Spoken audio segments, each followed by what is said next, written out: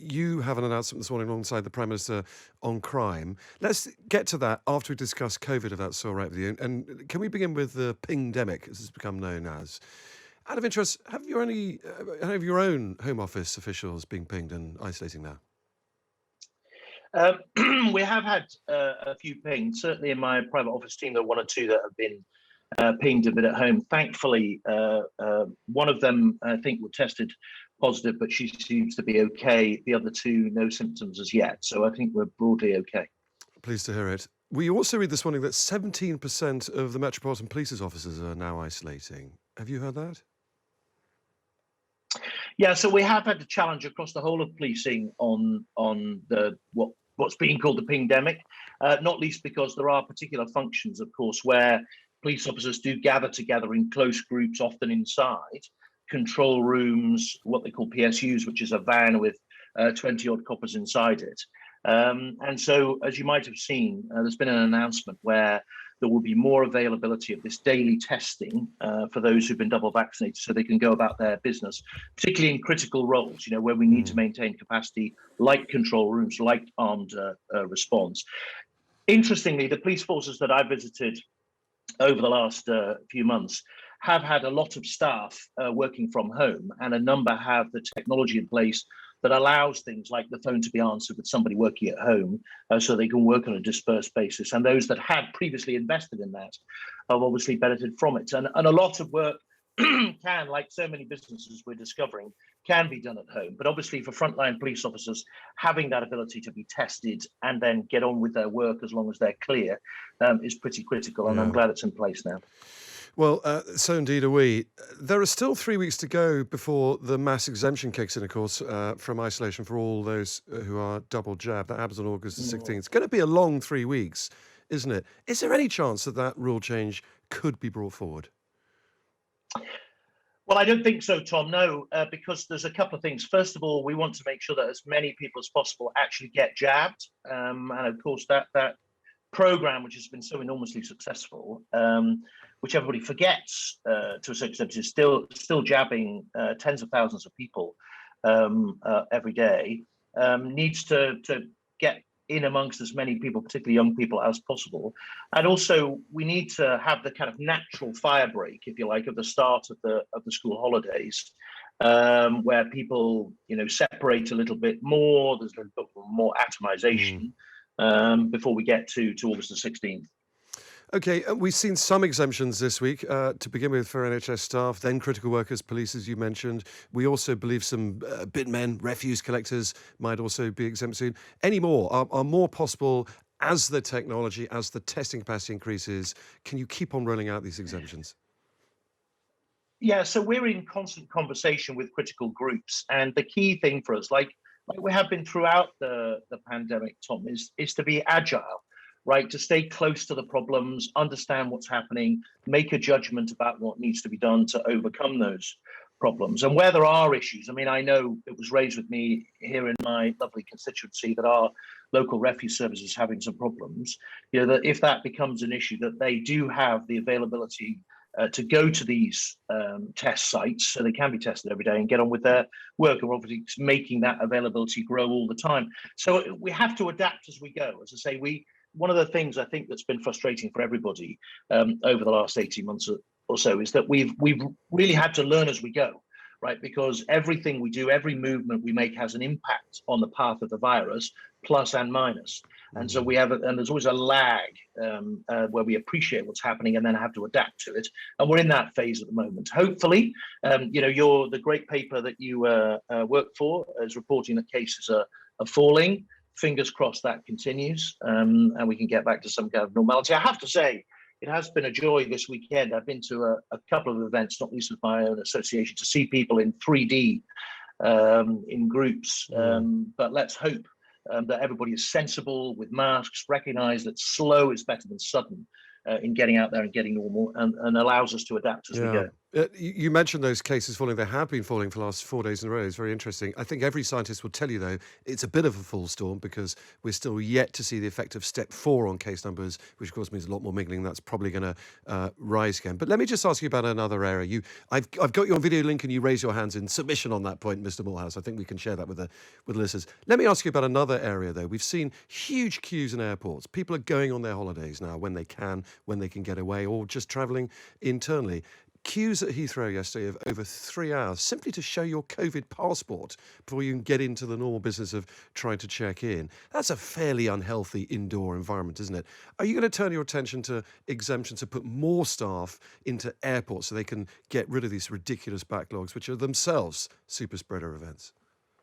Yeah, no, absolutely. And I know Border Force are one of the frontline services that will be able to access more of this test and release. And I think at Heathrow yesterday, we had a technical issue with the eGates where they went down, I think, for 90 minutes or so that caused a problem. And I'm very sorry about that and sorry for people who were inconvenienced. But as I say, hopefully Border Force will be relieved of some of the impact of the pandemic, although, of course, we have to be very careful, given that enclosed environment, about our own staff, their safety, their likelihood of getting infected, as well as them spreading it to passengers. It's airline staff as well. Airline staff, BA no, staff, EasyJet staff, because those are the people you show your COVID passport. You get anywhere near Border Force. Would you look at exempting them too? Yeah, so we would be in conversation, as I say, with employers. There is a facility for employers with staff in critical functions like that to come forward to the government so we can appreciate what the problem is and try and find a solution with them. So as I say, we're being as agile as we can to try and make sure we overcome these problems as we go, balancing it always against safety from the virus. Sure. Jeremy Hunt, former Foreign Secretary, former Health Secretary, you'll know well, Sadiq Khan, Mayor of London, and many others over the last week or so have warned you and the government that you're losing public consent from this isolation policy now. It's because people are getting so fed up with getting pinged or the threat of getting pinged when a lot of them will be double jabbed and don't see the need. So many of them have turned off or ignoring their apps, and that includes some 52% of all those in their 20s, and that's the key unvaccinated group. Do you accept that criticism that you are quite rapidly losing that public consent? I don't think it's quite as bad as they say, no, because I think people are appreciating now, because more and more their own experiences, that people who are double jabbed, as we know from our own experience here in the cabinet with Sajid Javid, people who are double jabbed can still acquire the virus, although obviously the vaccine is reducing the likelihood of them getting it severely and going into hospital, and therefore that they can pass it on. And certainly I know, a lot of people are being isolated because they know somebody who has tested positive. So I hope that people are still very supportive. But at the same time, I do recognize there's a general frustration. It's been a long time now. Everybody's been having a very, very tough time. It's been very difficult for everybody. But we can, we're into the last lap now. On COVID. I hope that people realize the importance of sticking with it over the summer, because obviously we get into the winter, the cold, the wet, all that kind of stuff, the virus gains a bit of an advantage. And I think most people, certainly here in my constituency, most people are being very sensible and careful. I'm certainly seeing a lot of mask wearing indoors in supermarkets and what have you still, sure. Which is great to see. And so I think people will be sensible. But look, I understand everybody's tired of it. We're all tired of it. Love to be rid of it. We've just got to make sure we're steady as we go. Well, the British public get that, but I think it is also fair to say, isn't it, that the government just simply didn't think through the effect this mass isolation would have as Step 4 began. That's why there was nothing in the Step 4 bit of the roadmap about isolation. There were none of these exemptions, and that's why you've had to rush all these exemptions out in the last week. It was just an oversight that the government made, which is fair enough because you've got a lot going on. So would you like to apologise to the British people for mucking up their lives? Tom, I mean, obviously, I'm very sorry for any inconvenience to people, and the whole virus has been awful, and there's lots and lots of things about it which are have had a massive impact on everybody. But it's not true to say we didn't think about it. I mean, we ran. Why didn't you have the policy then? I mean, there wasn't policy for isolation exemptions. Well, we ran a policy in a pilot in Merseyside looking at it, and as you know, the Cabinet Office was running a pilot on test and release to see where it was going. I mean, everything that the government does is done, as I say, with the best of medical and scientific advice about the path of the virus. We've had to be very agile because the virus moves very quickly. We're never quite sure what the virus is going to do when we take a particular step on release. So we have to wait and see and be able to adapt quickly. And that is what we're doing. Okay, let's move on to vaccine passport certification. That's another area of contention. Prime Minister has said already that you're going to legislate in time for the end of September to make them mandatory for areas like nightclubs and other areas where crowds gather. Football grounds this morning appear to be one of those. Can you confirm that you'll need a vaccine passport to get into a football ground with a capacity of over 20,000? No, that's just speculation at the moment, Tom.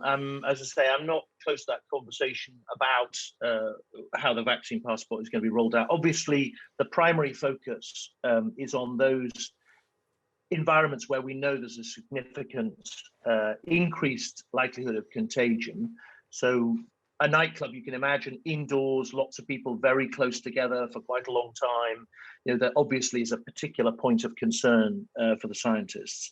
And I think as we go, we'll have to adapt and see what happens. I mean, no doubt, they will have looked at some of the impact on the virus that came out of the matches in the Euros we just recently to assess. That's obviously open air. There was obviously checking there as well on people's COVID, the COVID app on the phone. But we'll be having a look at how that works and assessing that for the future. But at the moment, I think that's all speculative. Okay. It's funny, isn't it? If you look around the rest of the world, you look at countries like Italy and France, they've already gone quite far down the vaccine passport route. So to eat inside in both Italy and France, you need to show a vaccine app, to go to the gym, to go to a cinema. And they've only got a tenth of our numbers, and their vaccine rollout is almost as advanced as ours. Israel, a further advanced than us in terms of vaccine rollout, but you need a green badge to get into all cultural and sporting events over 100 people. It does rather look like the British government is dragging its feet on this. Why are you not going quicker and faster on vaccine passports now and just simply getting them in place, which will ultimately save some lives? Well, obviously, we are trying to do exactly that and get the policy in place. But it's a big cultural change for us as a country. We've not been a country which has naturally had to show any kind of identification or papers when you're within your own territory, whereas some of those European countries do have that. I mean, if you are staying at a hotel, for example, in some of those countries, you have to identify yourself and be registered, particularly if you come from overseas. So there's obviously a bit of a cultural issue there as well. But as I say, the policy is coming. We're focusing very much on where we think there's a high risk of contagion. We are obviously going to have, I think all of us, we hoping to go abroad at some point in the next couple of years. And if those countries that were going to require that kind of identification or that kind of documentation on entry, then we'll have to have it. So we'll put the policy in place here and see how we go. But we try, Tom, in all things we do, to do things in moderation, and I think we have to be apply that principle to this as well. Okay. An interesting use of the word and use of British moderation in time of global pandemic. Some may disagree with that, but let me put something particularly to you, because that is bothering people this morning. The suggestion that's doing the rounds that Spain may soon be put on what's known as the Amber Plus list because of the rise in the Beta variant there. Now, that would ruin millions of people's potential holidays that have been booked to Spain this summer because they can't afford 10 days isolation when they get home. What can you tell us about that? Well, Tom, as I say, I'm not close to that conversation, so I'm afraid I can't tell you anything. What I do know is that the Department of Health and the Department, and the Department of Transport are constantly looking at the data coming in from across the world and liaising with other governments. As you know, there's a huge global effort to understand the path of the virus across the country, across the world, the notification of different variants, the assessment of what's going on. So it's a complex picture, and I'm sorry, Tom, I'm just not close enough to be able to give you any information. All right, let me put two quick things to you before I bring in Isabel then on Home Office business, which you'll know about. Channel crossings. We've seen a huge number so far this year, more so far this year, crossing the channel legally on these small boats than we have in the entirety of last year and indeed the year before. Border Force, we believe, have estimated some 22,000 people could cross the year. And that's triple the 8,400 last year and quadruple the number the year before. Do you think those numbers are about right? Well, I don't know. I haven't seen that estimate. Obviously, it's not my part of the business, Tom, but this is an extremely tricky and complicated problem to deal with. And what's become clear, not least from reporting in your newspaper, is that we are fighting a large and quite sophisticated logistics operation, which is making money from bringing these people across the world and propelling them out in small boats into the channel at some danger to their own lives. Now, our job is to try and get behind that business, to understand how it works, and then to degrade it, as well as trying to remove the incentive for people to come in the first place, so that refugees, genuine refugees who want to come to the UK, can access those legitimate routes to come and come here safely and in a way that doesn't put them at risk in the channel. But look, this is a really, really tough problem. And as you say, we're seeing a rise in numbers this year, not least because we've become quite good at closing down other routes, and other routes have been less available, obviously, to people who've been trying to get into the country. But nevertheless, it's something we're trying our best to confront. Okay, let me ask you about something that you will know about. This announcement this morning from the Prime Minister. A named police officer assigned to every victim of crime. Now, that's reassuring in practice because it's frustrating if you're a victim of crime and you've got no one to complain to or you feel no one's handling it. But can I ask you this? If I ring up a policeman, my car gets broken into, I ring up a policeman, I get a number and a name, will he or she have to return my call in a certain period of time? So what we're doing in the plan is going to make more public police response times to 101 and 999 calls. At the moment, it's a bit unclear how different forces are performing on responding to the initial call. It will be then beyond that for the local police, elected police and crime commission, the chief constable, to decide what the basic architectural response beyond that is. Our job is to say that the primary contact needs to be as good as it can be, hitting some of those indicators on timing which have been agreed across policing, and we need some more transparency about that. But I do recognise, Tom, it's quite interesting that one of the critical things that sits behind policing is contact with the public. Really great policing is based on a solid relationship with the British public, and those people who are served by policing have some basic expectations about what they want to see from the police. If they are burgled, they want an investigation, they'd like to be visited. If they ring up and give evidence, they'd like to know what's done with it and that it's followed up. They'd like a call back, though. So, otherwise it's a gimmick, isn't it? Yeah, they would like. Well, you can't guarantee they are going to call me back. They would like a call back. Well, we are. So later on this year, we're going to be bringing in a victims bill, which will put on a statutory basis the victims charter. And one of the things that does is give victims the right to be informed about the progress of their case. And we will, obviously we've got a victims commissioner whose job it will be to make sure that that is lived up to by all the forces. But the key thing from our point of view, Tom, is we want a bit more transparency about performance in the criminal justice system. So one of the things you will have heard us talk about in the past, and which will be in the plan we're launching later this week, will be this idea of scorecards in the criminal justice system.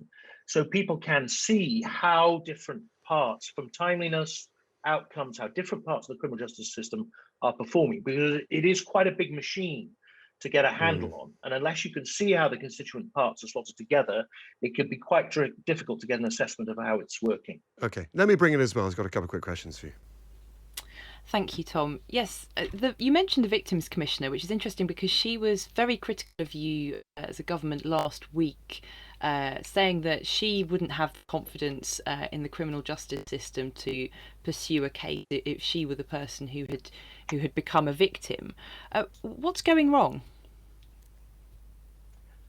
Well, I didn't see her say that, and of course that's not entirely right, because we do get thousands of victims who do pursue cases, or the police pursue them on their behalf, and the Crown Prosecution Service every month, and they do get justice.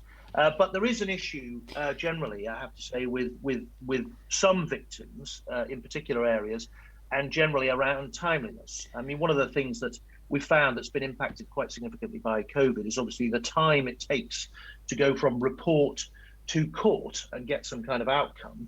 And there's a lot of effort going in across the Ministry of Justice and Home Office, and indeed the Cabinet Office now, to look at how we can increase capacity, both to catch up with what happened during COVID, but also then not to rest on our laurels and go further.